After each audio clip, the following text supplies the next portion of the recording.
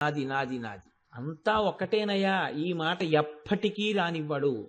ఇది పోవాలంటే మహాత్ములతోడి సంగము వలన మాత్రమే పోతుంది తప్ప మామూలుగా పోవడం అనేటటువంటిది జరగదు. మీరు ఒక్కటి బాగా జ్ఞాపకం పెట్టుకోండి, ఎక్కడో కొన్ని కోట్ల కోట్ల కోట్ల కోట్ల మందిలో ఏ ఒక్కడికో అలా పోవాలేమో తప్ప గురువు గారి యొక్క వాక్కులనేటటువంటి అగ్నిహోత్రము తగలకుండా, గురువు యొక్క దర్శనం లేకుండా, గురువుని చూసినప్పుడు తప్ప మార్పు రావడం అనేటటువంటిది లోకంలో సహజంగా ఉండదు. ఇది ఒక్కొక్కసారి గురువు మిమ్మల్ని అనుగ్రహించాలని రాకపోవచ్చు, కానీ ఆ గురువు యొక్క ఔదార్యం, ఆయన స్థితి చూసి మీలో మార్పు వచ్చేస్తుంది. ఇది ఎలా ఉంటుందో తెలుసా అండి? కబీర్ దాస్ గారి ఇంటికి ఒక రాత్రి వేళ వర్షం పడుతుండగా అతిథులు వచ్చారు. అతిథులు వస్తే ఆయన భార్య మహా అందగత్తె లోయి, మహాపతివ్రత ఆ తల్లి. ఈయన ఎంతో సంతోషంగా అతిథులతో మాట్లాడుతూ భార్యని పిలిచి అతిథులందరికీ వంట చేయన్నారు. ఇంట్లో ఏం లేదు వంట చేయడానికి. ఆవిడ వర్షంలోనే అలా వెళ్ళి ఒక కొట్టు దగ్గరికి వెడితే ఆ కొట్టు కట్టేస్తున్నారు. ఆవిడ ఆయన దగ్గరికి వెళ్ళి, అయ్యా మా ఇంటికి అతిథులు వచ్చారు, భాగవతులు అన్నం పెట్టాలి, కొన్ని సరుకులు మాకు అరువు ఇప్పించండి అని అడిగింది. అడిగితే ఆయన అన్నాడు, మీ ఆయన ఎప్పటికీ తీరుస్తాడు, ఉద్యోగమా సద్యోగమా ఎప్పుడు భగవన్నామని చెప్పు తిరుగుతుంటాడు. ఒక పని చెయ్యి, నీకు సరుకులు అరువిస్తాను, ఈ సరుకులు పట్టుకెళ్ళి మీ ఇంటికి వచ్చిన అతిథులకి వంట చేసి పెట్టి వాళ్ళు వెళ్ళిపోగానే నువ్వు వచ్చి నాలో కలిగినటువంటి కోరిక తీర్చు అన్నాడు. ఆవిడొక్క నిమిషం ఆలోచించి, అతిథులకు అవమానం జరిగితే నా భర్త బాధపడతాడు, నా భర్తని బాధ పెట్టడం కన్నా ఈ శరీరం పతితమైనా పర్వాలేదని అలాగే నేను మాట ఇచ్చి సరుకులు తీసుకెళ్లి వంట చేసి అతిథులకి పెట్టింది. అతిథుల్ని సాగనంపి కబీర్ దాస్ గారి ఇంట్లోకి వచ్చారు. ఆ తెచ్చిన దాంట్లో ఇంత ముద్ద కూడా వాళ్ళిద్దరూ తినలేదు. లోయి అంది, నేను ఇటువంటి మాట ఇచ్చాను అని ఏడుస్తోంది. కబీర్ దాస్ గారు అన్నారు, ఎంత ఉదారమైన పని చేశావు, రక్తము మాంసము కొవ్వు అస్థి శుక్ల మేధ అనబడేటటువంటి 7 కంపు కొట్టే పదార్థాలతో తయారైన పనికి మాలిన ఈ శరీరాన్ని ఒక గంట తన శరీరం పక్కన చీర్చినందుకు అతిథులకు అన్నం పెట్టే అదృష్టం ఇచ్చాడా? ఎక్కడ దొరుకుతాడు అటువంటి మహాత్ముడు? వానలో తడిసిపోయి నువ్వు వెడితే ఆయనకి కొద్దిగా ఇబ్బంది కలుగుతుందేమో, అందుకని నీకు గొడుగు పట్టి తీసుకెడతానని గొడుగు వేసి తీసుకెళ్ళాడు. వెళితే ఆవిడ తలుపు కొట్టింది. బాగా చీకటి పడిపోయింది, హోరున వాన. పడుకున్నాడు వర్తకుడు, ఆవిడేమొస్తుందని. తలుపు తీసి చూస్తే ఎదురుకుండా ఆవిడుంది. తెల్లబోయి, ఇంత వానలో వచ్చావు తడిసిపోలేదా అన్నాడు. తడవలేదు అంది ఆవిడ. ఎలా వచ్చావు మరి తడవకుండా అన్నాడు. నా భర్త గొడుగు పట్టి తీసుకొచ్చారు అంది. నీ భర్తకి నువ్వు ఎందుకు వస్తున్నావో తెలుసా అని అడిగాడు. తెలుసు అంది. మరి ఎందుకు ఎలా తీసుకొచ్చాడు అంది ఆవిడ. అన్నాడు ఆయన, ఇంత పాపభూయిష్టమైన ఈ శరీరాన్ని తన పక్కన ఒక్క గంట ఉంచినందుకు గాను మహాత్ములకు అన్నం పెట్టే అదృష్టం ఇచ్చాడు ఆయన. ఆయన ఎంత చిన్న కోరికకి ఎంత ఫలితం ఇచ్చాడు మనకి. నిన్ను తడవకుండా తీసుకెడతానని తీసుకొచ్చాడు నా భర్త అంది. ఏడా మహానుభావుడు అని అడిగాడు. ఇలా చూసేటప్పటికి ఆయన రామనామ జపం చేసుకుంటూ ఓ స్తంభం దగ్గర కూర్చుని ఉన్నారు. ఆయన్ని చూశాడంతే, ఆయన తేజస్సు చూశాడు, ఆయనకున్న భగవద్భక్తి చూశాడు. అంతే వచ్చి కబీర్ దాస్ గారి కాళ్ల మీద పడి, లోయి కాళ్ల మీద పడి కన్నీళ్లతో ఆవిడ పాదాలు కడిగి, అమ్మా తుచ్చుండమ్మా, నీ భర్తృదర్శనం చేత నా పాపాలన్నీ నశించిపోయాయి, నా కామం కాలిపోయింది అని తన ఐశ్వర్యాన్ని త్యాగం చేసి కబీర్ దాస్ గారికి శిష్యుడైపోయి లోయికి కొడుకైపోయాడు. ఇప్పుడు చెప్పండి, గురుదర్శనం ఒక్కటే, గురువు నోటి వెంట వచ్చేటటువంటి వాక్కులొక్కటే, గురువులోని భక్తి, గురువు యొక్క నడువడి, గురువు యొక్క నిజాయితీ శిష్యులు చూసినప్పుడు శిష్యులలో మార్పు వచ్చి తీరుతుంది. పుస్తకాలు ఎన్ని ఉన్నా ఇంట్లో వాటి వలన మార్పు రాదు, కానీ ఒక గురువు యొక్క నడువడి మీరు చూశారనుకోండి, అటువంటి గురువు గారికి శిష్యులం అయ్యుండి మన ఎందు ఇటువంటి ఆర్తి లేకపోతే మనం ఎందుకు పనికొస్తాం? మారిపోతుంది అంతే. కామేశ్వర ముఖాలోక కల్పిత శ్రీ గణేశ్వర, ఈ నామం గురించి మీకు నేను నిన్న కొంత విజ్ఞాపన చేసి ఉన్నాను. మహాగణేశ నిర్భిన్న విఘ్నయంత్ర ప్రహర్షిత అంటారు.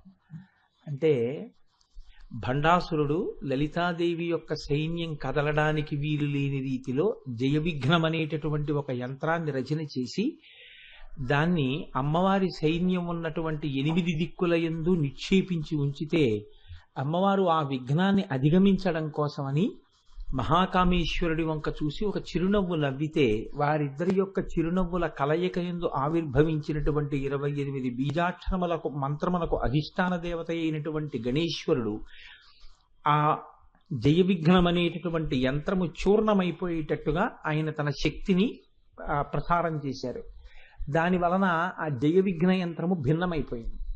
భిన్నమైపోతే అమ్మవారి సైన్యం అంతా కదలగలిగింది. అమ్మవారి సైన్యం కదలడమే విజయానికి ప్రారంభం. కాబట్టి ఇప్పుడు మహాగణేశ నిర్భిన్న విఘ్న యంత్ర ప్రహర్షిత, ఎప్పుడైతే ఆ జయ విఘ్న యంత్రము భిన్నమైందో చూర్ణమైందో అమ్మవారు ఆ వార్త విన్న వెంటనే చాలా ప్రసన్నురాలైంది, చాలా సంతోషించింది, చాలా ఆనందించింది. ఇది బాహ్యంలో చూసినప్పుడు గొప్ప విజయమే ఒక యుద్ధంలో. అలా అమ్మవారి సైన్యం కదలకుండా నిగ్రహించినటువంటి ఆ జయ విఘ్న యంత్రాన్ని ఆమె యొక్క కామేశ్వరుని యొక్క చిరునవ్వులలోంచి ఆవిర్భవించిన గణపతి శక్తి గెలవడం, దానివల్ల అమ్మవారి యొక్క సైన్యం కదలడం తల్లికి ఆనందదాయకమైన విషయము అనడంలో ఏమీ మనకి భిన్నాభిప్రాయం ఉండదు. కానీ ఆంతరమునందు దాన్ని ఎలా సమన్వయం అవుతుంది అంటే, నిన్నటి రోజున మీకు నేను విజ్ఞాపన చేసి ఉన్నాను, మనిషి జీవితానికి పరమ ప్రయోజనం ఏది అంటే కళ్యాణమే. కళ్యాణము అంటే జీవబ్రహ్మైక్య సిద్ధి. చిట్ట చివరికి తెలుసుకోవలసింది ఏది అంటే జీవుడు బ్రహ్మము కన్నా భిన్నము కాదు, జీవుడు బ్రహ్మము ఒక్కటే అనేటటువంటి అద్వైతానుభూతి యందు తాను నిలబడగలగడం. ఈ అద్వైతానుభూతి యందు తాను నిలబడడానికి అసలు ప్రయత్నం చేద్దాం అనుకునేటప్పటికీ ఏవి విఘ్నములుగా వచ్చి నిలబడతాయో, ఏ విఘ్నముల యొక్క కారణము చేత మనసు వెనక్కి అడుగులు వేసి ఆత్మదర్శనం వైపుకి అసలు పరిశీలనం చెయ్యలేదో, ఎప్పుడూ కోర్కెల యందు కొట్టుమిట్టాడుతూ ఉండిపోతుందో, ఎప్పుడూ సుఖమనేటటువంటి మాటకి దుఃఖమనేటటువంటి మాటకి కట్టుబడుతుందో అదే విఘ్నముగా నిలబడిపోతుందని, ఆ విఘ్నము వలన మనం ఎప్పుడూ మనుష్య జన్మ యొక్క సార్థకత అయిన ఆత్మదర్శనం వైపుకి అడుగు వెయ్యలేని స్థితిలో ఉంటామని మీకు విజ్ఞాపన చేశాను. ఇప్పుడు మనిషి వెనక్కి అడుగు వేసి ఆత్మదర్శనం వైపుకి వెళ్ళగలిగిన రీతిలో నాకు ఏవి ప్రతిబంధకములు అన్నది పరిశీలనం చేసుకోవడం మొదలుపెట్టాడు అనుకోండి. అదే కదా నిన్న మీకు చెప్పాను, పుర్యష్టాధిపత్యము అని చెప్పాను. ఇందులో అసలు నేను ఈ శరీరం కాదు, నేను మనస్సు కాదు, నేను ఇంద్రియాలు కాదు, నిజమే కదా, ఇవి నేను ఎలా అవుతాను? నాకు ఈ శరీరంలో జరుగుతున్నవి తెలుస్తున్నాయి. శరీరము యొక్క సుఖము తెలుస్తోంది, దుఃఖము తెలుస్తోంది, ఆకలి తెలుస్తోంది, దాహం తెలుస్తోంది, ఇది మారిపోతూ ఉండడం తెలుస్తోంది. ఇవన్నీ తెలుస్తున్నాయి అంటే ఏది తెలుసుకుంటోందో అది నేను, తెలియబడుతున్నది నేను కాదు. ఈ విషయం మీకు ఎరుకలోకి రావడం ప్రారంభమైంది అనుకోండి. అంటే ఇప్పుడు నేను ఈ మైక్ వంక చూస్తున్నాను, ఈ మైక్ నాకు తెలియబడుతోంది, ఈ మైక్ నాకు తెలుస్తోంది. ఈ మైక్ నాకు తెలుస్తోంది అంటే మైక్ నేను కాదు కదా, మైక్ నాకన్నా భిన్నం. నా శరీరం నాకు తెలుస్తోంది కాబట్టి శరీరం నాకన్నా భిన్నం, నేను కాదు. కాబట్టి నేనేదో ఉండాలి. ఈ నేనేది, అసలు నేను ఏది అని తెలుసుకునేటటువంటి ప్రయత్నం మీరు మొదలుపెట్టారనుకోండి, దేవసైన్యం కదిలిందని గుర్తు. అసలు ఇదొక్కటి వదిలేసి మిగిలిన కదలికలు మనసువి ఏవి ఉన్నా సరే అవి సుఖదుఖముల కోసమే కదులుతాయి. ఈ సుఖదుఖముల కోసం కదిలినప్పటికీ సుఖము వలనైనా దుఃఖము వలనైనా మీకు కలిగేది కేవలము ఒక్కటే, డొక్కలు నిప్పెట్టడమే అని మీకు నేను విజ్ఞాపన చేశాను నిన్న. రెండిటి ఫలితము ఒక్కటే. మనసు కాసేపు సుఖం ఉంటుంది, మనసు కాసేపు దుఃఖం ఉంటుంది. మనోస్థాయిలో అనుభవించేటటువంటి సుఖములు దుఃఖములు సత్యములు కావు. ఎందుకంటే మనసు సుఖమని చెప్పింది సుఖము కాదు, దుఃఖమని చెప్పింది దుఃఖము కాదు. దుఃఖంలో సుఖం ఉంటుంది, సుఖంలో దుఃఖం ఉంటుంది. అది గమ్మత్తు. ఎందుకో తెలుసా అండి? ఉదాహరణకి బాగా కష్టం వచ్చి విపరీతంగా ఏడి చేస్తున్నాడు అనుకోండి, ఇంకొక ఆయన వెళ్ళి ఏడవకన్నాడు అనుకోండి, మొదట ఆయన అంటాడు ఏడి చేయనివ్వండి. అలా ఏడి చేస్తే ఆ గుండె బరువు దిగిపోతుందంటే, అంటే ఇప్పుడు ఏడుపులో ఏముంది? సుఖం ఉంది. అందుకే ఇలా ఉంది. ఎక్కడో తమాషా మాట ఒక మాట అంటాడు ఒక ఆయన, అగాధమగు జలనిధిలోన ఆణిముత్యమున్నటులే శోకాన మరుగున దాగి సుఖమున్నదిలే. యథార్థమే, చాలా గొప్ప మాటే అది. దుఃఖమునందు సుఖమున్నది, సుఖమునందు దుఃఖమున్నది. సుఖమునందు దుఃఖం ఎలా ఉంటుంది అంటే, ఏదో భర్తగారి కోసం అని చెప్పి రొట్టేస్తోంది శీతాకాలం, పొయ్యి వెచ్చగా తగులుతోంది, వెచ్చగా తగులుతోందని అలా కళ్ళు మూసుకుని ఆ వేడి అనుభవిస్తోంది. ఈ సుఖమునందు రొట్టె మాడిపోయింది. సుఖమునందు దుఃఖం ఉందా లేదా? అంతవరకు ఎందుకండి, మీ వరకే. ఇంకా ఆ రొట్టె మాడితే దుఃఖం భర్తగారిది, అక్కడ వరకు అక్కర్లేదు. మీ సుఖంలో దుఃఖం ఉంది. అదే పనిగా ఏసీలో కూర్చున్నారనుకోండి, పడిశం పట్టేస్తుంది. భోగమునందు రోగం ఉన్నది కాబట్టి సుఖమునందే దుఃఖం ఉన్నది. కాబట్టి మీరు మనోస్థాయిలో సుఖం అన్నది సుఖం కాదు, దుఃఖం అన్నది దుఃఖం కాదు. దుఃఖం సుఖం అవ్వచ్చు, సుఖం దుఃఖం అయిపోవచ్చు. కాబట్టి సుఖ దుఃఖములు అనేవి ఇవి నిజములు అని మీరు నిర్ధారణ చేసి మాట్లాడడం అనేటటువంటిది కుదరదు. కానీ ఆత్మదర్శనము చేత కలిగినటువంటి ఆనందం ఏది ఉంటుందో అది మాత్రం పరమ సత్యము. ఈ అసలైన నేను తెలుసుకుంటే దాని వలన కలిగిన ఆనందమేదో అదే నిజమైన ఆనందము. అంతవరకు బానే ఉందండి మీరు చెప్పింది. అది తెలుసుకోవడానికి కదలిక కదా గొప్పదంటున్నారు మీరు. కేవలం కదలిక వలన అంత ప్రయోజనం ఎలా వచ్చేస్తుంది? ఆ కదలిక వేరు, కదలిక వలన గమ్యం చేరడం వేరు. రెండు వేరు కదా. నేను గుంటూరులో కదిలేను, కాకినాడ చేరిపోదాం 6:30 7 గంటలకైనా వచ్చేద్దామని అంటే నేను కదిలినంత మాత్రాన వచ్చేయగలిగానా కాకినాడ? రాలేకపోయాను. కాకినాడలో గుంటూరులో కదలిక కాకినాడ చేరిపోవడానికి హేతువైందేమో కానీ ఖచ్చితంగా నేను అనుకున్నట్టుగా అనుకున్న సమయానికి చేరడం మాత్రం సాధ్యమైనటువంటి విషయము అని చెప్పడం కుదరదు. కానీ ఒకటి గుర్తుపెట్టుకోండి, కదలడం అంటూ ప్రారంభించిన తరువాత ఓ అరగంట ఆలస్యమో గంట ఆలస్యమో వచ్చానా లేదా? వచ్చాను. అసలు ఈ కదలికే లేకపోతే ఇప్పుడు బయలుదేరితే మాత్రం ఏమంటే మధ్యలో ఏమైనా ఇబ్బంది వచ్చింది అనుకోండి, 8 అయిపోయింది అనుకోండి, ఇంకా అప్పుడు వెళ్ళి ప్రసంగం ఏమిటండి, ఇంకప్పుడు ఏముంది ఒకరోజు మానేస్తే మాత్రం ఏమైంది, ఇద్దరు పోనీ వాళ్ళకి ఊరుకుందాం అనుకున్నాను అనుకోండి. అంటే ఖచ్చితంగా అసలు కదలిక యందు విఘ్నమును అధిగమించలేకపోతే నీకు అమ్మవారి అనుగ్రహం లేదని గుర్తు లలితా సహస్రంలో. నీ కదలిక మొదలు పెట్టిన తరువాత విఘ్నమన్నది లేకుండా నువ్వు కూర్చుని ఉపన్యాసం ఒక్కనామైనా చెప్పావు అంటే విఘ్నాన్ని అధిగమించడం లలితాదేవి యొక్క అనుగ్రహం నీకు ప్రారంభం అయిపోయిందని చెప్తారు కదండి. ఏమి లేకపోతే ఈ ట్రాఫిక్ జాముకి తోడు కారు టైర్ కూడా పంక్చర్ అయిపోతే 9:30 ఎంత అయిపోతుంది అంటే అధిగమించలేకపోయానమాట. అంటే ప్రయోజనం చేకు కార్యహంతి, అసలు సభ జరగలేదు. అలా జరిగిందా? అలా ఏం అవలేదు. 1 గంట ఆలస్యమేమో, కానీ ఇప్పుడు విశాల హృదయంతో చూసినప్పుడు ఆ గంట లెక్కలోకి రాదు. దీని వలన మీ శిష్యరికం బయటపడింది. గురువుగారి ఆలస్యాన్ని మీరు ఓర్పుతో వహించగలిగారు. మీరు 10 మెట్లు ఎక్కారు. ఎలా అయినా సభ చేరాలి. నా ఆతృత అమ్మవారు గమనించింది. నిన్న నీ నామం చెప్పాడు కదా, ఇవాళ చూద్దామంది. అందుకే ఈ నామం వచ్చిన రోజునే గుంటూరులో పూర్ణాహుతి వచ్చింది. వచ్చి మీ మర్యాద నా మర్యాద కూడా అమ్మవారు నిలబెట్టేసి, ఈ నిలబెట్టేయడమే అసలు కదలికంటూ మొదలు పెడితే మీరు ఎందుకు సాధించలేరు? లలితా సహస్రం మొదలుపెట్టిన తర్వాత ఒకరోజు ఉపన్యాసం జరగలేదు, అదేం లేదు, ఇప్పుడు జరిగిపోయింది. అంటే పూర్ణ ఫలితం వైపుకి అడుగులు వెళ్ళిపోయాయి. ఇప్పుడు ఎక్కడ విఘ్నం లేదు. ఈ విఘ్నం లేకుండా వెళ్ళగలిగిన శక్తి కదలిక యందు ఉన్నది. అసలు ఆ కదలిక మొదలైతే చేరిపోవడం కుదిరిపోతుంది. ఇది మీకు ఎలా ఉంటుందో తెలుసా అండి? 2 మార్గములలో వెడుతుంది. ఆత్మదర్శనం వైపుకు వెళ్ళినప్పుడు తగినటువంటి పరిణితి కలిగిన వారు నయితి నయితి నయితి నయితి నయితి అంటూ నేతి నేతి నేతి నేతి అంటూ వెడతారు. నేతి నేతి అంటే అది పదార్థంగా అన్నంలో వేసుకునే నెయ్యిని కాదు. నా ఇతి అంటే ఇది కాదు, ఇది కాదు, ఇది కాదు అని. అంటే ఈ దేహము నేను కాదు, మనస్సు నేను కాదు, ఇంద్రియములు నేను కాదు, ప్రాణము నేను కాదు, ఏది ఆత్మ. ఈ ఆత్మని తెలుసుకోవడానికి అనాత్మని తొలగించుకుంటూ వెళ్ళిపోతారు. ఏది ఆత్మ కాదో దాన్ని తీసేస్తూ వెడతారు. ఇది ఒక గమ్మత్తుగా ఉంటుంది ఈ సిద్ధాంతం. అరుంధతి నక్షత్ర దర్శనం చేయించాలనుకోండి నూతన వధూవరులకు, చేయించే ముందు ఏం చేస్తారంటే ముందు చుక్కను చూపిస్తారు. ఇదిగో ఇక్కడ చుక్క కనపడుతోందా అంటే ఆ కనపడిందండి. ఎక్కడ కనపడింది? 5 చుక్కలు ఉన్నాయి కదండి, 5 చుక్కల్లో చిట్ట చివరి చుక్కైనా మీరు చెప్పేది మిడుకుమిడుకుమంటున్నది కనపడుతోంది. అదేనా అండి అరుంధతి? కాదు, వదిలి. ఇప్పుడు అరుంధతిని చూడడానికి ముందు వదిలిపెట్టడం మొదలెట్టావు. అయితే 4 ఉన్నాయి, అవే అండి అరుంధతి? కాదు. ఇంకొంచెం ముందుకు రా, ఇంకే ఉంది దాని ముందే అండి. ఏదో నిజమేనండి, ఏదో శంఖం ఆకారంలో ఏదో కనపడుతోందండి. శంఖమాకారంలో కనపడుతోందా? శంఖం ముందర చిన్న బొడిపిలా నీకు నక్షత్రముల యొక్క సమూహం, 3 నక్షత్రాలు బాగా ప్రకాశిస్తూ కనపడుతున్నాయా? కనపడుతున్నాయండి. వదిలేయి, ముందుకెళ్ళు. ఏమున్నాయి?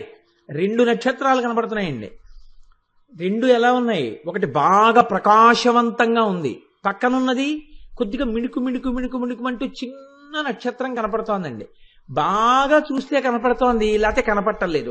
ఈ పక్కనున్నది మాత్రం బాగా ప్రకాశిస్తోంది. దాని పక్కనున్నది పట్టి పట్టి చూస్తే కనపడుతోంది. పట్టి పట్టి చూస్తే కనపడుతున్నది చూసావా? అదే అరుంధతి. రా ఇంకా. ఇప్పుడు ఏమైంది?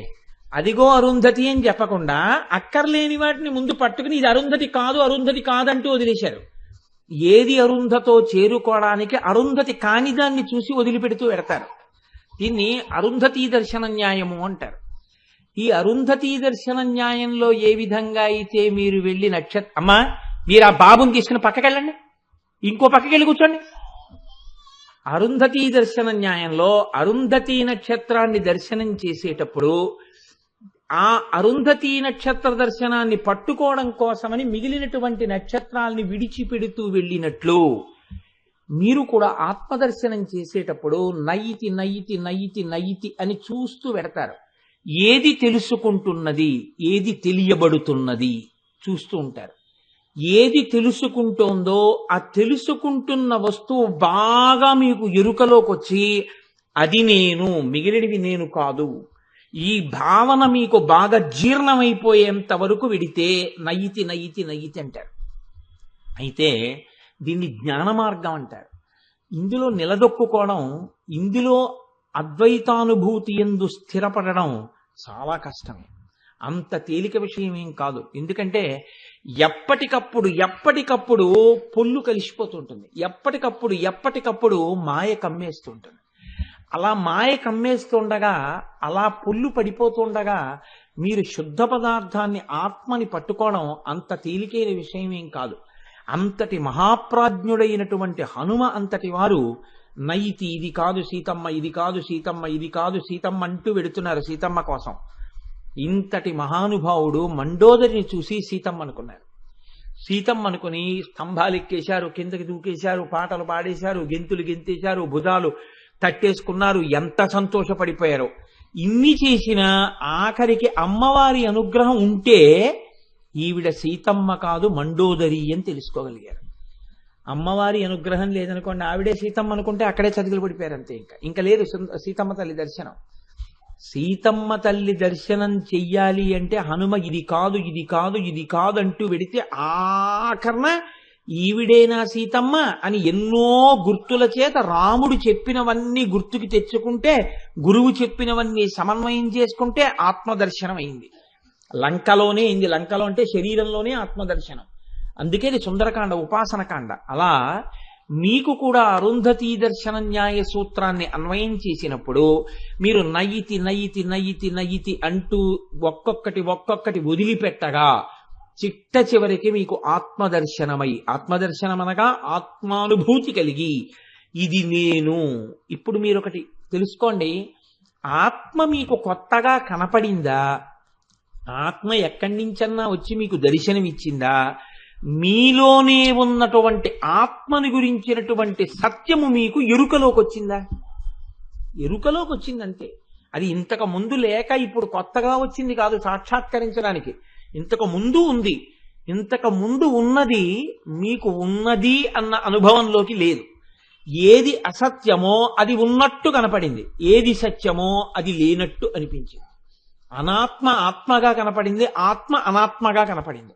ఇది ఉండని ఇది సత్యంలా కనపడింది. అసలు ఉన్నది అసలు లేదన్నట్టుగా అనిపించింది. మీరు బాగా పరిశీలనం చేశాక ఉన్నది ఉన్నట్టు సత్యం అర్థమైంది, అసత్యము అసత్యముగా తెలిసింది. సత్యము ఎరుకలోకి వచ్చింది తప్ప ఆత్మ కొత్తగా సాక్షాత్కరించదు.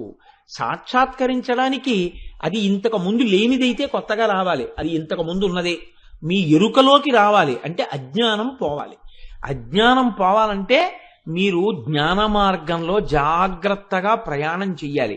దీనికి కొంత బుద్ధి వికసనం ఉండాలి, గురువుల అనుగ్రహం ఉండాలి, పరిశీలనాత్మకమైనటువంటి శక్తి ఉండాలి. ఇన్ని కలిసి వస్తే జ్ఞాన మార్గంలో ఆత్మవైపుకి అడుగులు వేస్తాడు. అక్కడ ఎక్కడా మీరు పొరపాటున ఏ పాడుగోతులో పడిపోకుండా వెడితే చిట్ట చివరికి అద్వైతానుభూతి. ఏమంటే అలా వెళ్ళడం ఎక్కడ కుదురుతుందండి? అంత తేలిక మాయ కమ్మీయకుండా ఉంటుందా మాకు? అలా అద్వైతానుభూతిలో అందరూ నిలబడిపోతే ఇంకా లోకంలో మాయా అన్న మాటకు అర్థం ఎక్కడుంది? కుదరదు కదండి. మరి ఎలాగా అంటే దానికి శాస్త్రం తేలిక మార్గం ఒకటి చెప్పింది. అది భక్తి మార్గము అంటారు, అంటే బింబారాధనము అంటారు. అంతటా నిండిపోయినటువంటి ఈశ్వరుడే ఆత్మ. ఆ ఆత్మకి ప్రతీకగా మీరేం చేస్తారంటే ప్రతీకోపాసనము. భగవంతుని యొక్క మూర్తి ఒకటి తెచ్చి మీ మందిరంలో పెట్టుకుంటారు. పెట్టుకుని మీరు పూజ మొదలు పెడతారు. పూజ మొదలు పెట్టగా పూజ యందు రమించగా భక్తితో ప్రార్థన చెయ్యగా కొంతకాలం అయిపోయిన తర్వాత మీకేం తెలుస్తుందంటే ఆయన అక్కడ లేడు, ఇక్కడ ఉన్నాడంటారు. ఎలా అంటారో తెలుసా అండి? మీరు రోజు ఇదే అంటుంటారు పూజలో మీకు తెలియకుండా జరిగేది అదే. కానీ మనం అలా చేస్తున్నామన్న విషయం కూడా మనకి తెలియదు. అది గమ్మత్తు. ముందు పూజ ఎలా మొదలవుతుందండి? ద్వైతంలో మొదలవుతుంది, రెండుగా మొదలవుతుంది. ఈశ్వరుడు వేరు, నేను వేరు. ఈశ్వరుడు ఎవరు? సింహాసనంలో ఉన్నాడు. నేనెవరు? ఓ పనికి మాలినవాడిని, ఇక్కడ ఉన్నాను. ఇప్పుడు అందుకే సంకల్పం అని ఒకటి వస్తుంది. నేనేం చేస్తున్నాను అంటే ఆత్రేయ గోత్రోద్భవస్య కోటేశ్వర శర్మనామధేయస్య ధర్మార్థ కామ మోక్ష చతుర్విధ పురుషార్థ ఫల సిద్ధ్యర్థం ఉమామహేశ్వర పూజాం కరిష్యే. నీళ్లు ముట్టుకున్నాను. నేను కోటేశ్వరరావుని, ఉమామహేశ్వరులకు పూజ చేస్తున్నాను. ఏరి ఉమామహేశ్వరులు? అదిగో సింహాసనంలో కూర్చుని ఉన్నారు. ఇప్పుడు ఇంకొక అడుగు ముందుకెడుతుంది పూజ. ఏమి నువ్వు వీళ్ళని ఎందుకు పూజ చేస్తున్నావు అంటే, వీళ్ళని పూజ చేస్తే వీళ్ళు నాకు ధర్మము, అర్థము, కామము, మోక్షము 4 నాకు ఇస్తారు. కాబట్టి ఆయన విశిష్టుడు, నేను హీనుణ్ణి, నేను తక్కువ వాణ్ణి, ఆయన నాకు ఇవ్వగలడు. అందుకని నేను ఆయన్ని పూజిస్తున్నాను. ఇప్పుడు ఆయన యొక్క పేర్లు చెప్తే ఏదో ఓం కేశవాయ నమః, ఓం నిధనపతాంతికాయ నమః, ఓం రాజరాజేశ్వర్యే నమః, ఇలా పేర్లు చెప్తూ పువ్వు లేచి పూజ చేస్తారు. పూజ అంతా అయిపోయాక ఏం చేస్తారు? కూర్చుని పూజ చేసి నిలబడి మంత్రపుష్పం చెప్తారు. నిలబడి మంత్రపుష్పం చెప్పేటప్పుడు చేత్తో పువ్వు పట్టుకుని ఒక మాట చెప్తారు, నాణ్యపంధాయనాయ విద్యతే. అసలు ఈ ఈశ్వరుడి అనుగ్రహం పొందడానికి ఇంకో మార్గం లేదు, ఇదొక్కటే మార్గం అని చివర చెప్తారు. ఈ చివర మార్గం చెప్పేటప్పుడు ఏం చేస్తారు మీరు? అందులో ఉన్నాడు ఈశ్వరుడు అనరు, ఇక్కడే ఉన్నాడు ఈశ్వరుడు అంటారు. నీవారస్సూకవత్తన్వి పీతాభాస్వత్యనూపమ. వడ్డుగింజ యొక్క చివరి భాగంలో ఉండే ములుకు ఎంత ఉంటుందో అంత చిన్న ములుకంత వాడై ఇక్కడే ఉన్నాడు ఈశ్వరుడు. కాబట్టి ఇప్పుడు అక్కడున్నాడా ఈశ్వరుడు? ఇక్కడున్నాడా? ఇక్కడే ఉన్నాడు. ఇక్కడే ఉన్నాడు అన్న తర్వాత ఈశ్వరుడు గురించి వెతుకులాట ఎక్కడుంది? ఇక్కడే ఈశ్వరుడు ఉన్నాడు, మీలోనే ఉన్నాడు. మీరే ఈశ్వరుడై ఉన్నాడు, మీలోనే ఈశ్వరుడు ఉన్నప్పుడు ఇది పూజలో మెల్లమెల్లగా మీరు పెరిగే ప్రక్రియ. మనం రోజు అదే చేస్తున్నా మనం అది చేస్తున్నామని కూడా మనకి తెలియదు. అది విచిత్రం. అంత గమ్మత్తుగా, అంత అమాయకత్వంగా ఉంటుంది మన స్థితి. కానీ నేను మీకు ఒక ఉదాహరణ చెప్పాను అనుకోండి, మీరు పట్టుకోగలుగుతారు. మీరు కొంచెం జాగ్రత్తగా ఆలోచించండి. ఒక ఊళ్ళో ఒక పెద్దగా చదువుకోనటువంటి వ్యక్తి ఒక ఆయన ఉన్నాడు. ఆయన కడుపు పోషించుకోవాలి, ఎలా నేను ఉదర పోషణ చేసుకుందామని ఆలోచించి ఆ ఊళ్ళో ఉన్నటువంటి ఒక ఐశ్వర్యవంతుడి దగ్గరికి వెళ్ళాడు. అయ్యా, నేను మీ ఇంట్లో సేవ చేస్తాను, నాకు కొంచెం ఏదైనా ఉద్యోగం ఇప్పించండి అన్నాడు. ఏం చదువుకున్నావు? పెద్దగా ఏం చదువుకోలేదండి, ఏదో కొద్దిగా చదువుకున్నాను, ఏదో 8వ క్లాసో 9వ క్లాసో చదువుకున్నాను. మంచిదే, అయితే ఈ పని చేయి అని ఓ ఉద్యోగం ఇచ్చాడు ఆయన. అది ఏదో చిన్న నౌకరు ఉద్యోగం. ఇప్పుడు ఈ చేరినటువంటి నౌకరు తన పని అని యజమాని ఏది చెప్పాడో అది కాకుండా యజమానికి కావలసిన అన్ని పనులు చేసి పెడుతున్నాడు. ఇప్పుడు యజమాని ప్రీతి పొందాడు. ఎందుకు ప్రీతి పొందాడు? ఇతనితో పాటు చేరినటువంటి వేరొకరు తను ఇచ్చినటువంటి జీతానికి మాత్రమే పనిచేస్తాడు. ఈ నౌకరు జీతం కోసం పనిచేయడు, యజమాని కోసం పనిచేస్తాడు. అన్నీ అయ్యగారు సంతోషించాలి, అన్ని పనులు చేసేస్తుంటాడు. కాబట్టి ఇప్పుడు ఈ రెండో వాడికి జీతం ఇస్తాడు, ఇతన్ని మాత్రం ఏం చేస్తాడంటే తను తినే పదార్థంలో కొంత అతనికి పెడుతూ ఉంటాడు. ఒరే, ఇది పట్టుకెళ్ళి తినరా అని కొంచెం ఇస్తూ ఉంటాడు. కొన్నాళ్ళు అయిపోయింది. ఇప్పుడు ఇంటి లోపలికి వచ్చి ఇంట్లో ఉన్న పనులన్నీ కూడా చేస్తాడు. యజమాని జేబులో ఉన్నటువంటి పర్సు కూడా పట్టుకుంటాడు. మెల్లమెల్లగా ఒరే బీరువా తీసి ఓ 10,000 పట్టరా అంటే బీరువా తీసి 10,000 పట్టుకొచ్చి తాళం వేసి ఇస్తాడు.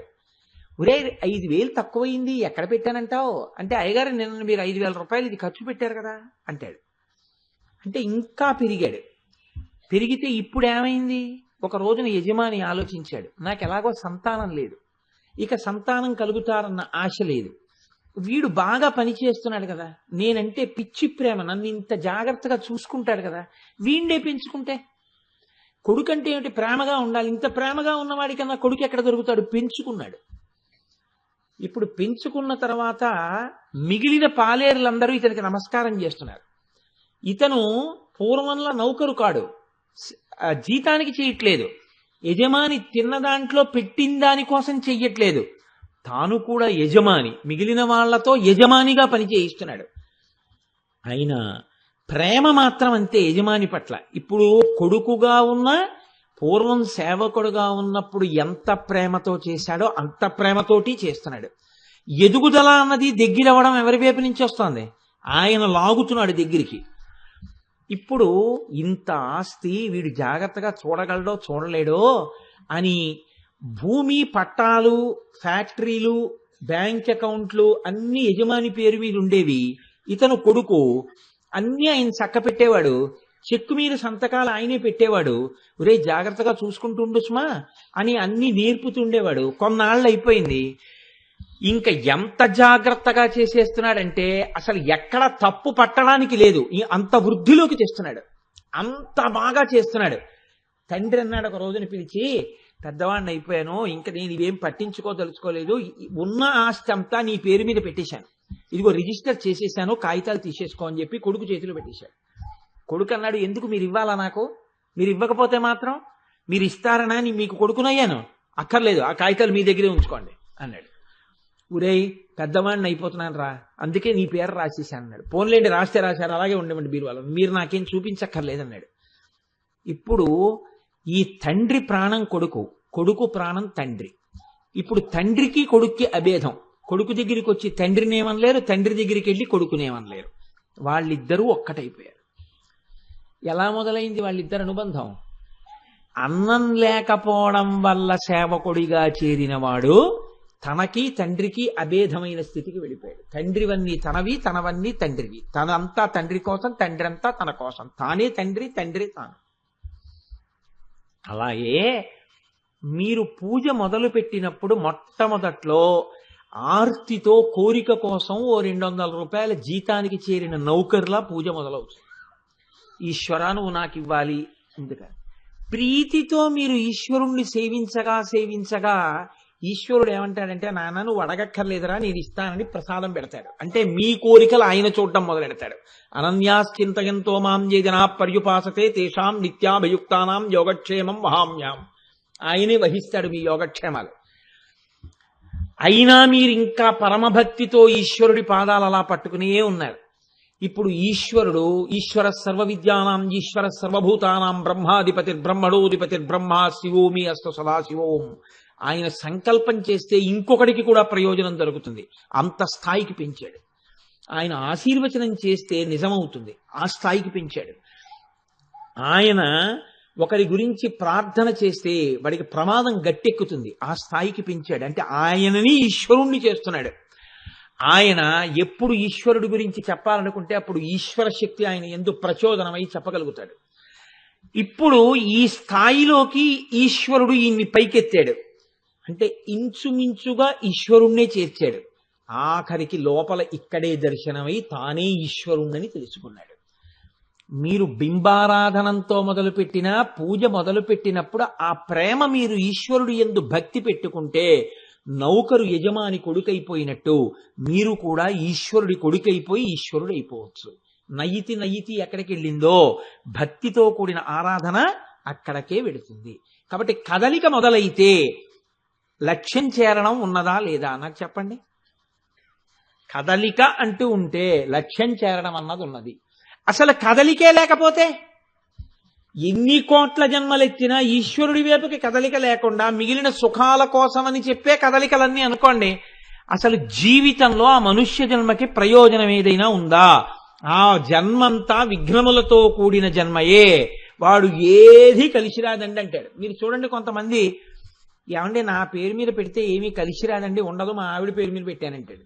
ఎందుకు పెడతారు? ఆయన పేరు మీద ఏమైనా పెడితే అది ఉండదు.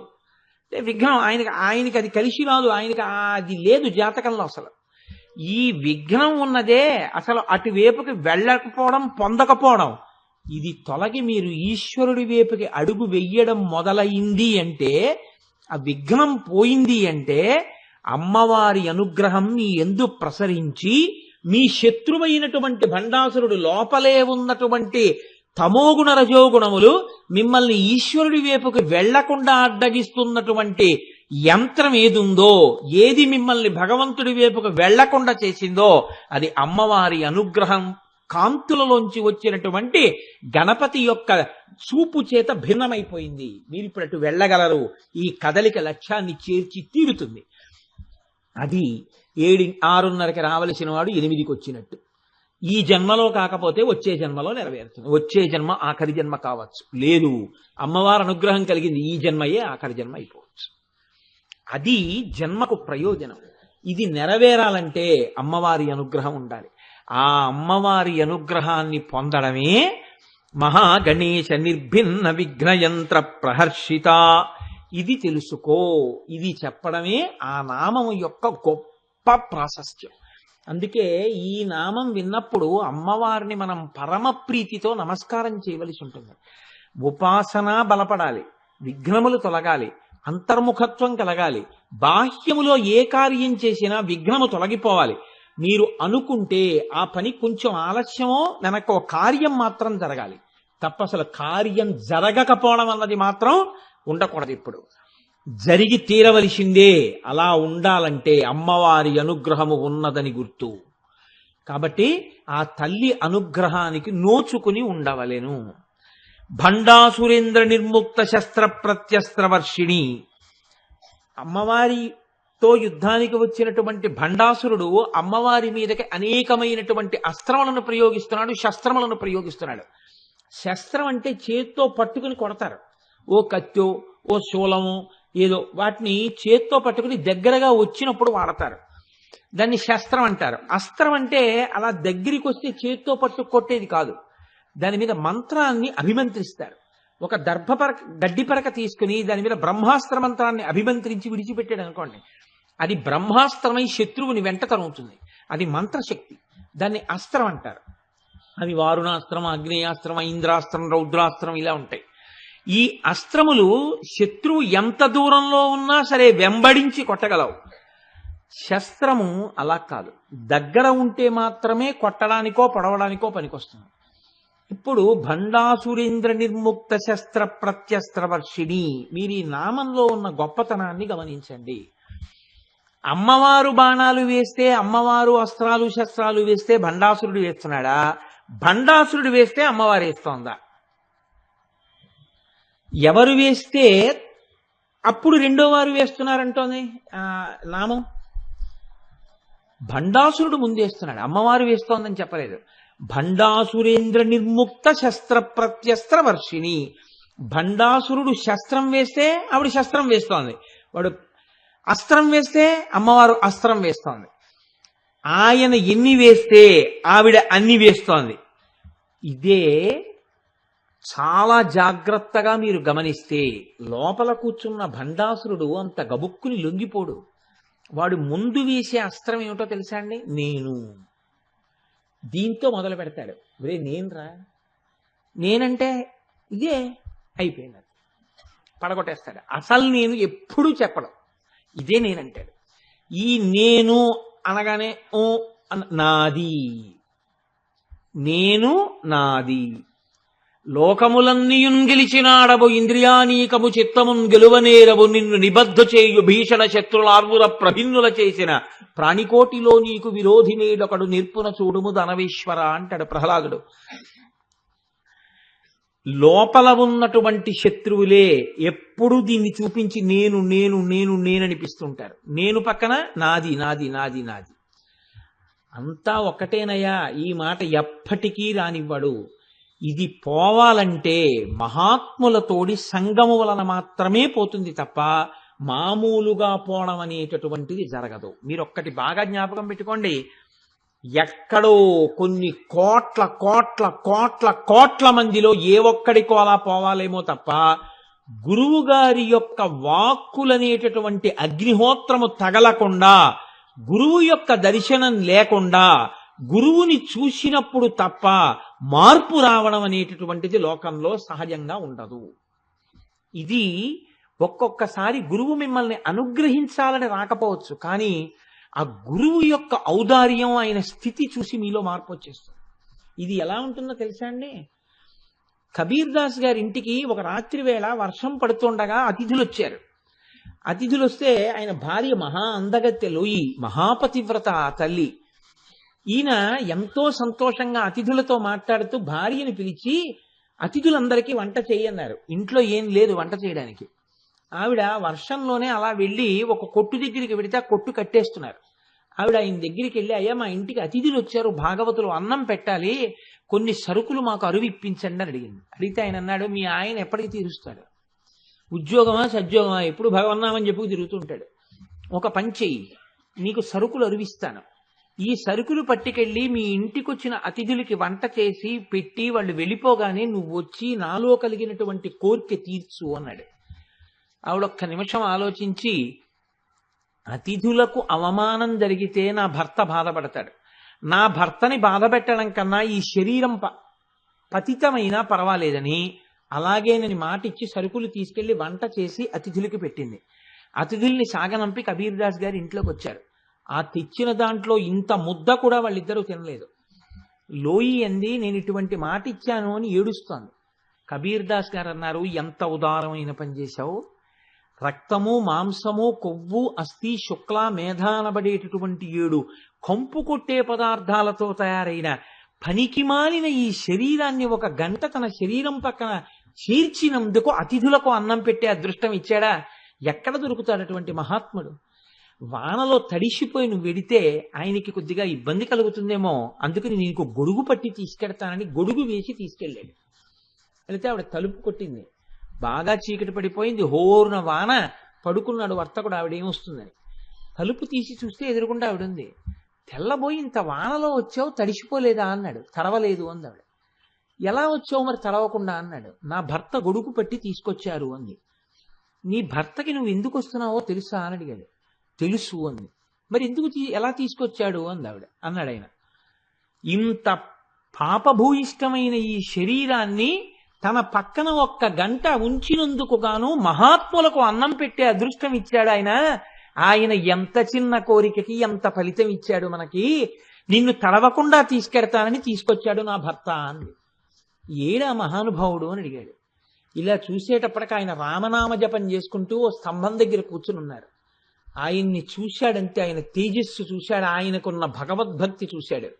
అంతే వచ్చి కబీర్ దాస్ గారి కాళ్ల మీద పడి, లోయి కాళ్ల మీద పడి కన్నీళ్లతో ఆవిడ పాదాలు కడిగి, అమ్మా తుచ్చుండమ్మా, నీ భర్తృదర్శనం చేత నా పాపాలన్నీ నశించిపోయాయి, నా కామం కాలిపోయింది అని తన ఐశ్వర్యాన్ని త్యాగం చేసి కబీర్ దాస్ గారికి శిష్యుడైపోయి లోయికి కొడుకైపోయాడు. ఇప్పుడు చెప్పండి, గురుదర్శనం ఒక్కటే, గురువు నోటి వెంట వచ్చేటటువంటి వాక్కులొక్కటే, గురువులోని భక్తి, గురువు యొక్క నడువడి, గురువు యొక్క నిజాయితీ శిష్యులు చూసినప్పుడు శిష్యులలో మార్పు వచ్చి తీరుతుంది. పుస్తకాలు ఎన్ని ఉన్నా ఇంట్లో వాటి వలన మార్పు రాదు, కానీ ఒక గురువు యొక్క నడువడి మీరు చూశారనుకోండి, అటువంటి గురువు గారికి శిష్యులం అయ్యుండి మన ఎందు ఇటువంటి ఆర్తి లేకపోతే మనం ఎందుకు పనికొస్తాం? మారిపోతుంది అంతే. గురువుని బట్టే శిష్యులు ఉంటారు. ఆ గురువు సరి అయిన గురువు లభించడం, ఒక మహాత్ముడు లభించడం, ఆ నేను నాది విరిగిపోతాయి, విరిగిపోయి ఈశ్వరాభిముఖం అయిపోతుంది. ఇలా ఈశ్వరాభిముఖం అయిపోతే నేను నాది అన్న బాణాలు ఈయన వేస్తుంటే అమ్మవారి అనుగ్రహం కలిగిందని గుర్తేమి?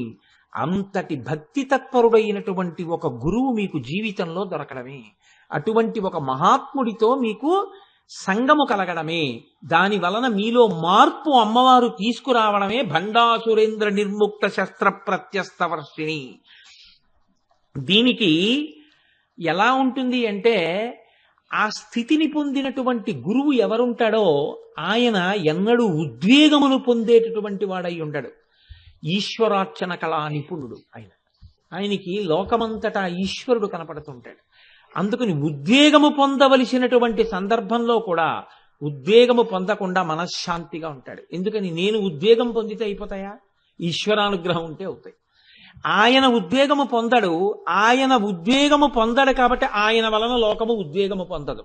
ఎప్పుడూ శాంతిగానే ఉంటారు. నేను మీకు ఇది చెప్పవలసి వస్తే వాక్యంగా చెప్తే అంత బాగుండదేమో. మీకు నేను ఒక ఉదాహరణ చెప్తాను. చంద్రశేఖరేంద్ర భారతీ స్వామి వారిని శృంగగిరి పీఠానికి మహానుభావులు పీఠాధిపత్యం చేశారు.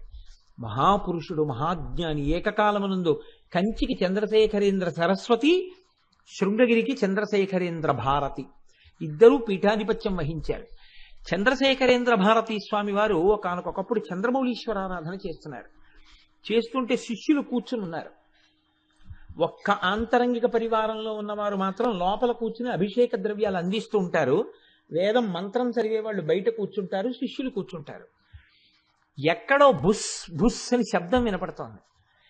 ఏమిటని ఈ అభిషేక పదార్థాలు అందిస్తున్నటువంటి వ్యక్తి ఇలా చూశాడు. అక్కడ ఉన్న కన్నంలోంచి నల్లటి ఇంత త్రాచుపాం ఒకటి లోపలికి పాకొస్తోంది. అతను అభిషేక ద్రవ్యాన్ని అందించడం మరిచిపోయి అలా నిలబడిపోయాడు. నోరు తెరిచి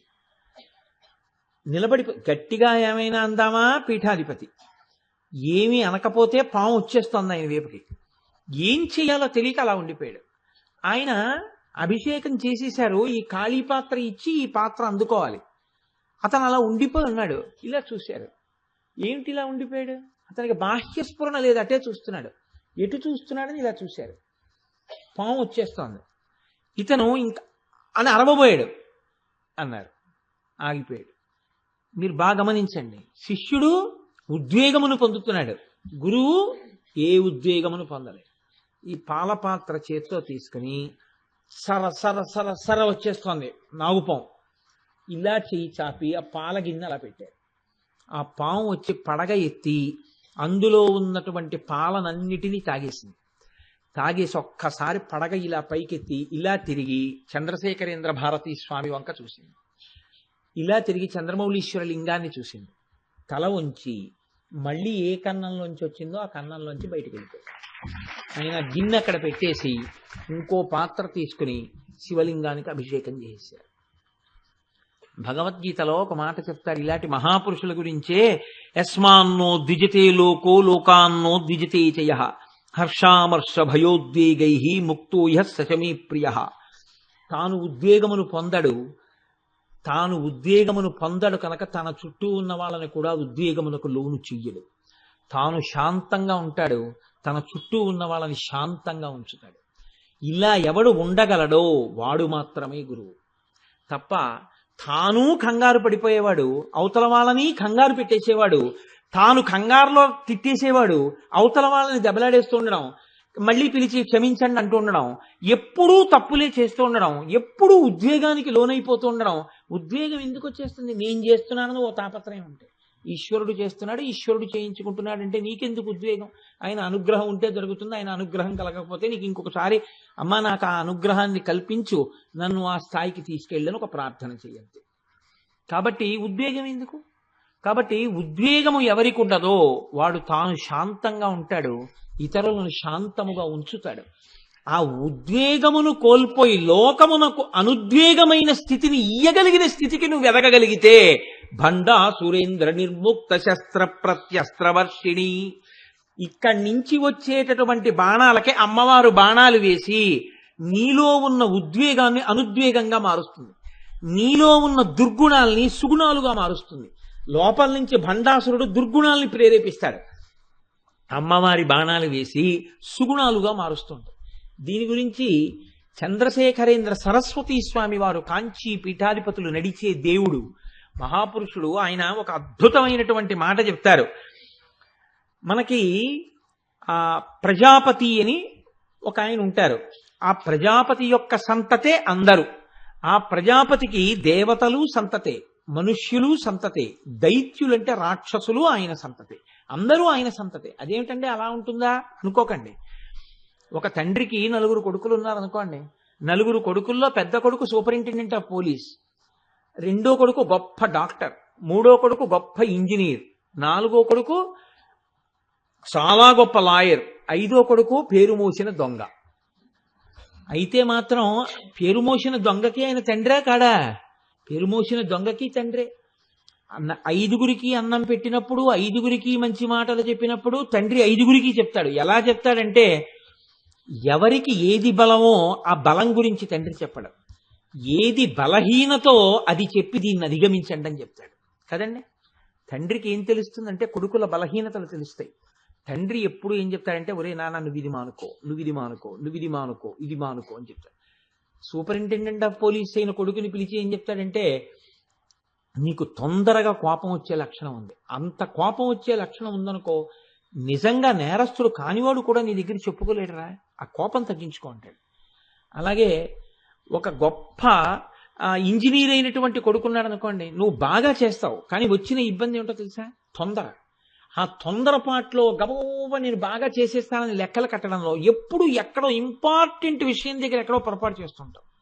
అంత తొందరపాటు వద్దు, మెల్లగా చేయి చక్కగా అంటాడు. ఏది ఎవరి యందు దోషమో అది చెప్తూ ఉంటాడు తండ్రి. అలా ఒకసారి ప్రజాపతి దగ్గరికి వెళ్లి దేవతలు నమస్కారం చేశారు, మనుష్యులు నమస్కారం చేశారు, దైత్యులు రాక్షసులు నమస్కారం చేశారు.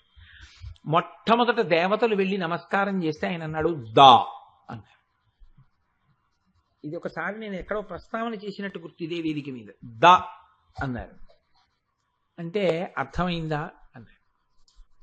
ద అంటే దేవతలు అన్నారు మాకు అర్థమైంది అన్నారు. అలా చేసుకోండి వెళ్ళి రండి అన్నాడు. వెళ్ళిపోయాడు. మనుష్యులు వచ్చారు, నమస్కారం చేశారు. తండ్రి కదా మాకేం బోధ చేస్తారన్నారు. దా అర్థమైందా? అర్థమైంది, వెళ్ళి రండి. వెళ్ళిపోయారు.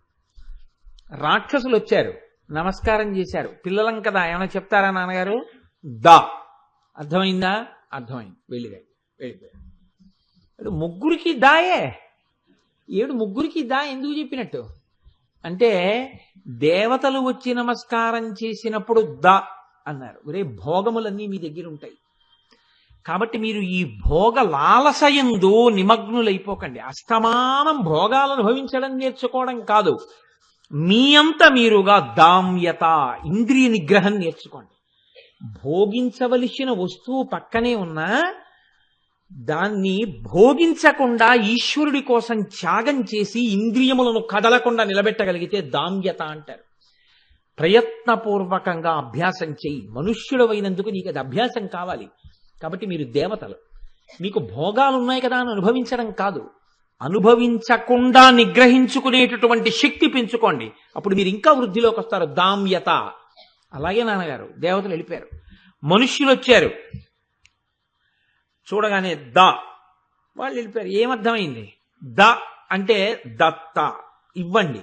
మనుష్యుడికి సహజంగా ఉండే గుణం ఏమిటంటే లోభగుణం. తనది అన్నది ఏదైనా సరే ఇంకోటికి ఇవ్వడానికి ఇష్టపడ్డా, ఇంకా తెచ్చి దాద్దాం అనుకుంటాడు. ఈ దాచినది నీ వెంట రాదు, నువ్విచ్చినదే నిన్ను రక్షిస్తుంది. కాబట్టి దత్త, ఇచ్చుకో ఈ చేత్తో ఇచ్చినది. నీలో ఉన్న విద్య ఏదైనా సరే లోభగుణమునకు వశం కాకూడదు. మేఘము సముద్రములో ఉన్న ఉప్పు నీటిని తాగి తీపి నీటిగా మార్చి తెచ్చి వర్షించినట్టు నీకున్నది ఒకరికి పెట్టినప్పుడు, ఒకరికి ఇచ్చినప్పుడే సార్థకత పొందుతుంది. అందుకని నువ్వు లోభగుణాన్ని గెలిచి మనుష్యులు కనుక దానగుణం నేర్చుకోండి. అలాగే వాళ్ళు వెళ్ళిపోయారు. దైత్యులకి రాక్షసులకేం నేర్పాడు అంటే, ఒరే మీకు సహజంగా క్రౌర్యం ఉంది, మీకు కోపం ఎక్కువ, మీరు దయ లేకుండా ప్రవర్తిస్తూ ఉంటారు. మీకు ఉన్నటువంటి ఈ క్రౌర్యమే మిమ్మల్ని రాక్షస జాతి అన్న పేరు తీసుకొచ్చింది. ఎవడైనా దయారహితుడు కనపడితే వాడు రాక్షసుడండి అంటారు. కాబట్టి ప్రయత్నపూర్వకంగా మీరు దయ అలవాటు చేసుకోండి. కాబట్టి ఈ ముగ్గురికి ద. ఇప్పుడు ముగ్గురు మూడు నేర్చుకున్నారనుకోండి, రాక్షసుడు కాడు. ప్రహ్లాదుడు రాక్షసుడే, హిరణ్యకశిపుడు కొడుకే. కానీ ప్రహ్లాదుడు ఇవాళ అందరి చేత ఆరాధింపబడవలసినటువంటి వాడు ఎందుకు అయిపోయాడు అంటే, రాక్షస గుణములను గెలిచాడు. ఆయన ఎలా గెలిచాడు? భక్తితో గెలిచాడు, విష్ణు భక్తితో. భక్తితో నువ్వు అమ్మవారి పాదములు పట్టుకున్నప్పుడు నీలో ఉన్నటువంటి దుర్గుణములను భండాసురుడు పైకి తెస్తుంటే అమ్మవారు వాటిని నిర్జించి మంచి గుణములను నిలబెడుతుంది. ఇది శస్త్ర ప్రత్యస్త్రవర్షిణి. ఇలా ఆనాడు తండ్రి చెప్పిన మాట దైత్యులు విని ఉంటే రాక్షసులు అయి ఉంటుండేవారు కాదు, అందరూ ప్రహ్లాదులు అయి ఉండేవారు. మనుష్యులు వినుంటే అందరూ దానం చేసి సుకృతం చేసుకుని అందరూ ఉన్నతిలోకి వచ్చి ఉండేవారు. అలాగే దేవతలు పాటించుంటే కేవలము భోగపరాయణులై అటువంటి స్థితిని దేవతలు పొందుండేవారు కాదు. వాళ్ళు భోగం కోసం ఎంతటికైనా తెగిస్తారన్న మాట దేవతలకు ఉండేది కాదు.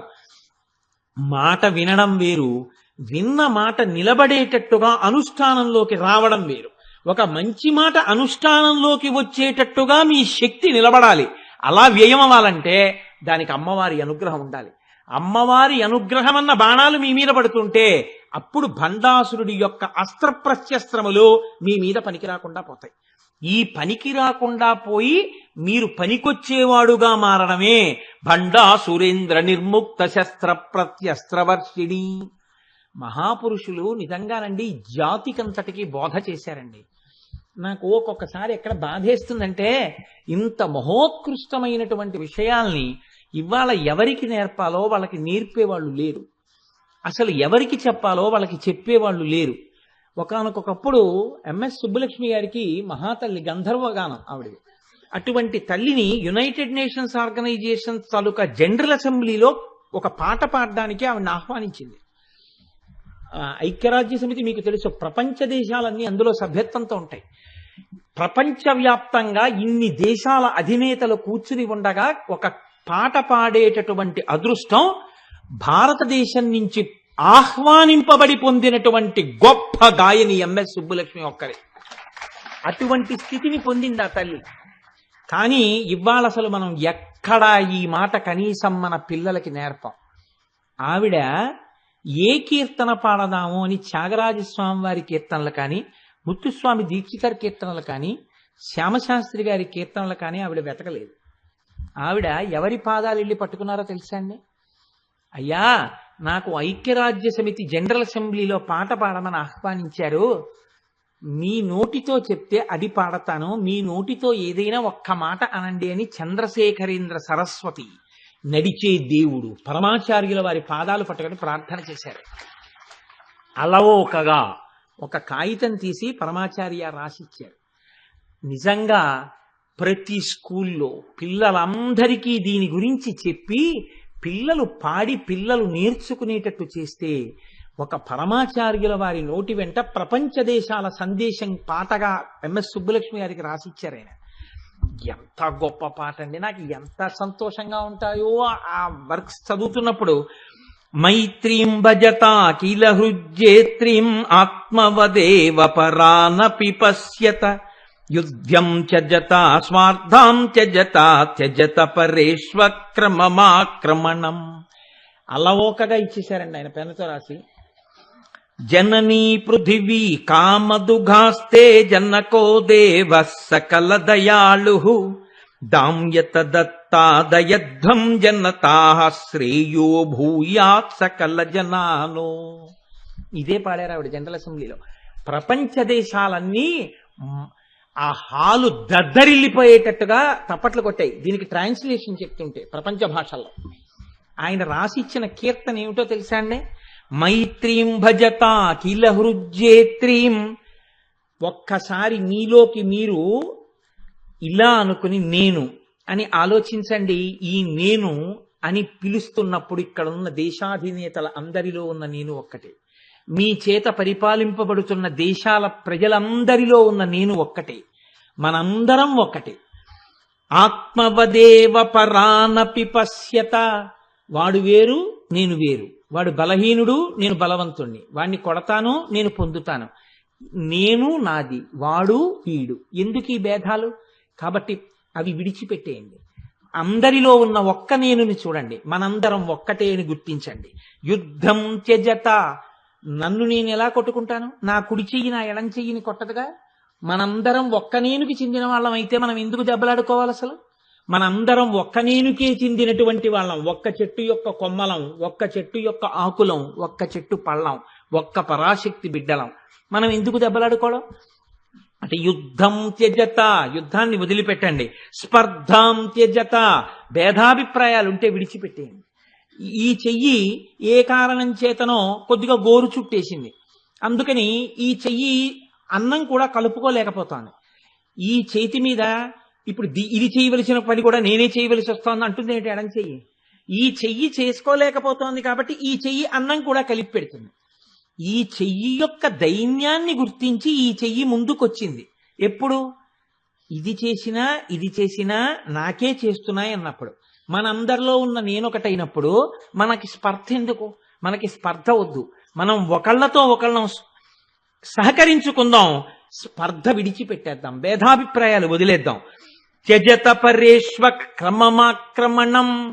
అంతా ఒక్కనేనైతే మీది నాది అని లేవుగా, అంతా ఉన్నది అందరిది అయినప్పుడు, అందరిది అయినప్పుడు దాని మీద నేను, నా దాని మీద మీరు, నేను నాది మీది మీరు లేనప్పుడు ఒకరి మీద ఒకరం దండయాత్ర చేసుకోవడం ఎందుకు? ఒకరిదొకరం లాక్కోవడం ఎందుకు? ఒకరి మీద ఒకరికి బాధలు ఎందుకు? ఈ సైన్యాలు ఎందుకు? ఈ కాపలాలు ఎందుకు? ఈ భయాలు ఎందుకు? ఈ ఉద్వేగాలు ఎందుకు? ఇవేం వద్దు. ఈ నేను నాది విడిచేద్దాం, మనందరిది, మన తల్లి అందాం. మరి ఈ భూమి అంటే జననీ పృథివీ, ఎక్కడ ఎవరుంటే అక్కడ ఆ పృథివీ వారికి తల్లి. వారికి తల్లి అయినప్పుడు అందరికీ నేనైనప్పుడు, అందరిలో ఉన్న నేను ఒక్కటైనప్పుడు అమెరికా అయినా నాకు తల్లి, భారతదేశమైనా నాకు తల్లి. మాతృమూర్తి మీద ప్రేమ అని పేరు పెట్టి నా అమ్మని నేను గౌరవించుకుని మీ అమ్మగారి పట్ల అమర్యాదగా ప్రవర్తిస్తే మీకు బాధ కలగదా? ఏ అమ్మ బాధపడినా ఆ కొడుక్కి బాధే అయినట్టు అమ్మ అన్న భావన చేత అన్ని దేశాలని అమ్మగా చూద్దాం. అందరూ అమ్మే కాబట్టి అన్ని దేశమాతలు ఒక్క తల్లి, పృథివీ జనని. కాబట్టి ఆ తల్లికి నమస్కారం చేద్దాం. కామదుఘాస్తే, ఎక్కడ భూమి ఉన్నా, ఎక్కడ అమ్మైనా, అమెరికాలో అమ్మైనా, లండన్లో అమ్మైనా, ఆస్ట్రేలియాలో అమ్మైనా, ఆఫ్రికాలో అమ్మైనా, భారతదేశంలో అమ్మైనా, అమ్మతనానికి ఏం తెలుసు అంటే పుట్టిన బిడ్డకి పాలివ్వడమే తెలుసు. ఎక్కడ ఎవరు ఏ పేరు పెట్టి దేశభాగాన్ని పిలిచినా, భూభాగాన్ని పిలిచినా ఆ భూమికి అన్నం పెట్టడమే తెలుసు. కాబట్టి మీరు ఏ పేరుతో పిలుచుకున్నారో ఆ పేరుతో పరిపాలకులు అనుకుని ఇక్కడ కూర్చున్నారు. కానీ మాకేం కనపడుతోందంటే మనందరం ఒక అమ్మ బిడ్డలంగా నాకు కనపడుతోంది. కాబట్టి మనందరం అమ్మకి నమస్కారం చేద్దాం. మన అమ్మ మనని పోషిస్తోంది. జననీ పృథివీ కామదుఘాస్తే జనకో దేవ సకల దయాళు. మన తండ్రి ఈశ్వరుడు. ఆ ఈశ్వరుణ్ణి మీరు ఏ పేర్లు పెట్టి పిలుచుకోండి. ఒకడు నీటికి ఆవలి ఒడ్డుకి వెళ్ళి దాహం తీరుస్తోంది, ఇది జల్ అన్నాడు సంస్కృతంలో, ఇది నీరు అన్నాడు. వేరొకడు ఆవలి ఒడ్డుకి వెళ్ళి ఇది ఆక్వా అని తాగాడు. వేరొకడు యువతల ఒడ్డుకు వచ్చి పానీ అని తాగాడు. ఒక తెలుగువాడు ఈవల ఒడ్డుకు వెళ్ళి నీరు అని తాగాడు. ఏ పేరు పెట్టి పిలిచినా నీటికి సంబంధం లేదు, దాహం తీర్చడం ఒక్కటే తెలుసు. నోట్లో పోసుకున్నంత మాత్రం చేత దాహం తీర్చడమే తన గుణమైనటువంటి దయ నీటి యందు దాహం తీర్చే శక్తిగా ఉన్నట్టే మనకి కావలసిన భోగాలన్నింటినీ సమకూర్చేటటువంటి దయాస్వరూపంగా ఈశ్వరుడు అంతటా ఉన్నాడు. దాన్ని మీరు ఏ పేరు పెట్టి పిలవండి, తప్పులేదు. అయినప్పుడు వేరొకరి దాన్ని ఎందుకు విమర్శిస్తారు? అసలు నిజంగా పరమాచార్య మాటలు చెవికెక్కితే ఇంకొకళ్ళ మతాన్ని విమర్శించవలసిన పని ఎందుకు వస్తుంది? అందులో వాళ్ళని ఇందులో చేర్చుకోవాలన్న తాపత్రయం ఎందుకు వస్తుంది? ఒక శ్లోకం కూడా చేత కాకుండా ఇంకోళ్ళ మతాలను విమర్శించగలిగినటువంటి సాహసాలు ఎందుకు వస్తాయి? ఎవడి మతానికి వాడు కట్టుబడి ఉంటాడు. ఇంతటి తెంపరితనాలు బయలుదేరుతున్నాయంటే అసలు లోపల మనోవికాసం లేకపోవడం దానికి కారణం. ఎంత గొప్ప కీర్తన చేశారో చూడండి పరమాచార్య. కాబట్టి జననీ పృథివీ కామదుఘాస్తే జనకో దేవ సకల దయాళు. ఆయన ఇది జనరల్ అసెంబ్లీలో పాడుతున్నారు కాబట్టి కంచి కామాక్షి దేవత అనలేదు. జనకో దేవ సకల దయాళు. దేవహ ఈశ్వరుడు. మీరు ఏ పేరు పెట్టి పిలుచుకోండి, మాకేం అభ్యంతరం లేదు. ఏ పేరు పెట్టి పిలిస్తే నీరు మీ దాహం తీర్చలేదు, ఏ పేరు పెట్టి పిలిస్తే అగ్నిహోత్రం మీకు వేడినివ్వలేదు. మీరు ఏ పేరు పెట్టి పిలిచినా ఈశ్వరుడు మీ కోర్కెలు తీర్చడానికి దయాళువై సిద్ధంగా ఉన్నాడు. కాబట్టి అటువంటి తండ్రి, అటువంటి తల్లి. కాబట్టి ఆ తల్లి తండ్రి ఏడుస్తారు మనం దెబ్బలాడుకుంటే. ఒక తల్లిదండ్రుల బిడ్డలు వాళ్ళ ఎదురుగుండానే కొట్టుకుంటుంటే, బలమున్నవాడు బలం లేని వాడిని చంపేస్తుంటే, బలమున్నవాడు బలం లేని వాడిది లాక్కు తినేస్తుంటే పెద్దవాళ్ళైపోయిన తల్లిదండ్రులు న్యాయం చెప్పలేక చెప్పిన మాట వినేవాడు లేకపోతే తల్లిదండ్రులు ఏడుస్తారు. బిడ్డలుగా అది మనకి గొప్పతనమా? వద్దు. అందుకని మనం మన తల్లిదండ్రులు సంతోషించాలంటే నేను ముందు చెప్పింది పాటిద్దాం. మైత్రీ భజత కిల హృజ్జేత్రీం ఆత్మవదేవ పరానపి పశ్యత యుద్ధం త్యజత స్వర్ధం త్యజత త్యజత పరేష్వక్రమమాక్రమణం. నాకు చెప్పండి, ఇది సనాతన ధర్మం యొక్క గొప్పతనం. ఒక పరమాచార్య అలవోకగా యునైటెడ్ నేషన్స్ జనరల్ అసెంబ్లీలో పాట కెడుతున్నానంటే ఇలా కాగితం తీసి రాసిచ్చేశారు సంస్కృతంలో. ఇది పాడితే జనరల్ అసెంబ్లీ మారుమోగిపోయింది తప్పట్లతో. ప్రపంచ భాషల్లోకి తర్జుమా చేసి చెప్తుంటే ఈ కీర్తనని. అటువంటి కీర్తన వచ్చింది నా జాతి నుంచే. సనాతన ధర్మాన్ని నిక్కచ్చిగా పాటించిన మహాపురుషుల నోళ్లలోంచి వచ్చాయి. వాళ్ళు ఎన్నడూ ఈ ప్రసాదం మాది తినండి, ఈ ప్రసాదం మాది కాదు కాబట్టి తినకండి, ఈ మాట సనాతన ధర్మంలో లేదు. లోకా సమస్తా సుఖినో భవంతు. లోకమంతా సంతోషంగా ఉండాలి. లోక కళ్యాణము కొరకు, విశ్వశాంతి కొరకు ఏది చేసినా తప్ప కొంతమంది కొరకు ప్రార్థనలు, కొంతమంది కొరకు పూజలు, కొంతమంది కొరకు మాత్రమే పెట్టడాలు, ఇవి పెట్టుకున్న వాళ్ళు వాళ్ళ అయి ఉండడాలు, ఇంకోటి ప్రసాదం మీరు పుచ్చుకోవాలండాలు నా జాతికి తెలియదు. అంత గొప్ప జాతి, అంత గొప్ప సనాతన ధర్మం ఇది. భండా సురేంద్ర నిర్ముక్త శస్త్ర ప్రత్యస్త్రవర్షిణి, ఈ స్థాయికి ఎదగడం. అయితే నా బాధల్లా ఏంటంటే ఇన్ని పనికిమాలినవి నేర్పే స్కూళ్లలో ఏ ఒక్క స్కూల్లోనైనా మన ఎంఎస్ సుబ్బలక్ష్మి గారు మన దక్షిణ భారతదేశం నుంచి వెళ్ళారు. ఇటువంటి తల్లి ఒకనాడు యునైటెడ్ నేషన్స్ జనరల్ అసెంబ్లీలో పాడారని, ఇంతటి ఒక మహాపురుషుడు దీన్ని రచన చేశాడని, అలవోకగా కాగితం తీసి రాశారని ప్రపంచ దేశాలన్నీ చప్పట్లు కొట్టాయని. నిజమే, ఆ రోజున వాళ్ళందరూ కదిలిపోయి ఇంకొకటి చర్చించలేక కౌగిలించుకుని వెళ్ళిపోయారు సభలోంచి. మా స్వామి నోటి వెంట వచ్చిన కీర్తన ప్రపంచ దేశాధినేతల మనసుల్ని తిప్పేసిందంతే 8 చరణాలతోటి. ఈ కీర్తన మన పిల్లలకి ఏ స్కూల్లోనైనా మనం నేర్పుతున్నామా? ఏ ఒక్క స్కూల్లోనైనా నేర్పుతున్నామా? ఏ ఒక్క స్కూల్లోనైనా దీని మీద చర్చ ఉందా? ఏ ఒక్క స్కూల్లోనైనా దీన్ని పాడించి దీని అర్థాన్ని ప్రతిరోజు చెప్పి దీన్ని ప్రార్థనా గీతంగా మనం తీసుకున్నామా? అసలు మన పిల్లలకి ఈ కీర్తన ఒకటి పరమాచార్య చేశారని కూడా మనకి తెలియదు. ఈ స్థితిలో మనం ఉన్నాం. ఈ స్థితిలో పడిపోయి ఉండడమే భండాసుడి బాణాలు మన మీద పడ్డాం. అటువంటి ఉన్నాయని తెలుసుకుని రమించగలగడం అమ్మవారి బాణాలు పడ్డాం. దాని యందు నిలబడగలిగితే, ఆ ఔదార్యం పెరిగితే, ఆ విశాల హృదయం పెరిగితే, ఆ మనో వికసత్వం వస్తే, ఆ వికసనము చేత నువ్వు ఉదారుడవై అందరి యొక్క క్షేమాన్ని కోరుకోవాలి, అజ్ఞానమును మన్నించాలి తప్ప ఎవ్వరు పాడైపోవాలని నువ్వు కోరకూడదు. అందరూ బాగుపడాలని కోరుకో. ఎంత గొప్ప కీర్తన చేశారు చూడండి. ఇది ఎవరు అమ్మవారయ్యారో వారు చెయ్యగలరు. ఆయన ఆరాధించి ఆరాధించి అమ్మవారైపోయారు. ఇందాక నేను చెప్పిన ఉదాహరణల అటువంటి మహాపురుషుల నోటి వెంట వచ్చిన కీర్తన ఇది భారత జాతికి దక్కిన గౌరవం. మన కామకోటి పీఠాధిపతులు చంద్రశేఖరేంద్ర సరస్వతి స్వామి వారు నడిచే దేవుడు మా తండ్రి చేసిన కీర్తన. కాబట్టి నాకు పొంగు ఇటువంటివంటే. కాబట్టి చూడండి, ఈ స్థితిని పొందితే ఆనాడు మీ మీద అమ్మవారి బాణాలు పడ్డట్టు. లోపలి బాణాలకి గురి అయిపోవడం గొప్పతనం కాదు, ఆ బాణాలకి ఎదురు బాణాలు పడే అవకాశం ఒకటి మీరు ఇవ్వాలి. ఇటు నేను ఉండను అటు ఎడతానంటే కదా మిమ్మల్ని రక్షించి అటువైపు బాణాలు పడ్డాం. ఇటు బాగుందని కూర్చుంటే అమ్మవారు ఎందుకు వేస్తుంది బాణాలు? వెయ్యదు. కాబట్టి ఇటు కాదు అటు వెడదామన్న స్పృహ ఉండాలి. ఇటు కాదు అటు వెడదామని ఇప్పుడు అంటావు అంటే దానికే మన పెద్దలు ప్రార్థన అన్న మాటని అనుసంధానం చేశారు.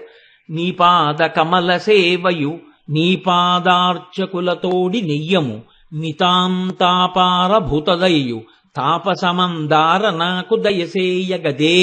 ఈ మాట చెప్పడమే అమ్మా నేను నీ సైన్యంలోకి వచ్చేస్తానమ్మా అని అడగడం, అమ్మా నీ బాణాలు నా మీద పడాలమ్మా అని అడగడం. నీ పాద కమల సేవయు, అమ్మా నాకెప్పుడు కావలసింది ఏమిటంటే నీ పాద కమలములను సేవించేటటువంటి శక్తి కావాలి. నీ పాదార్చకులతోడి నెయ్యము, ఇది చెరిగిపోకుండా ఉండాలంటే, తొట్టుపాటు రాకుండా ఉండాలంటే నాకు ఎప్పుడూ నీ పాదములను అర్చించి అర్చించి మగ్నమై సంతోషంతో ఉండేటటువంటి వాళ్లతో కూడి ఉండే అదృష్టం ఉంటే వాళ్ళ నోటి నుంచి వచ్చేటటువంటి మాటలు ఎప్పుడూ కిలింపట్టే అలవాటు ఉన్న ఇత్తడి చెంబైన నా మనస్సుని చింతపండు పెట్టి తోమి తలతలా మెరిచేటట్టు ఉంచుతుంది. కాబట్టి అమ్మ నాకెప్పుడు నీ పాదార్చకులతోడి నెయ్యము నితాంత అపార భూతదయయు. అన్ని ప్రాణుల యందు ఈశ్వరుడు ఉన్నాడు కాబట్టి అపారమైన భూతదయ. తాపసమందార నాకు దయసేయగదే. కాబట్టి తాపసమందారా ఈశ్వరా నాకు దయచేయవా అని మీరు అడిగితే ఆనాడు భండాసురుడొద్దని మీరు అమ్మవారి పాదముల చెంతకి వెళ్ళినట్టు, ఆవిడ బాణములు పడితే మీరు అనుగ్రహమును పొందినట్టు. కాబట్టి ఇది భండాసురేంద్ర నిర్ముక్త శస్త్ర ప్రత్యస్త్రవర్షిణి. ఆ తల్లి బాణముల వలన మనం భండాసురుడి నుంచి విముక్తం కావాలని కోరుకోవాలి. నేను నిజంగా ఇవాళ సభకి ఆలస్యంగా వచ్చినా, నేను ఆలస్యంగా వచ్చి 9 గంటల వరకు ప్రసంగం చేస్తున్నా, అయ్యో పాపం ఏదో ఆలస్యం అయ్యాడు వాడిని క్షమించి మనం విందామని ఇంత ఉదార హృదయంతో మీ అందరూ ఇంతసేపు కూర్చుని విన్నందుకు, మీ అందరి యొక్క విశాల హృదయానికి, మీకున్న భక్తికి అమ్మవారు అనుగ్రహించిందనడానికి ఖచ్చితంగా ఈ 2 నామాల్లోనే ఈ సంఘటన. ఇంతసేపైనా మాకు ఆ బాణాలు కావాలని మీరు కూర్చోవడమే ఇవాళ మీ అందరికీ అమ్మవారి అనుగ్రహం కలిగి తీరుతుంది. కాబట్టి మీ అందరికీ ఇవాళ నా హృదయపూర్వకమైనటువంటి ఆశీస్సులు తెలియచేస్తూ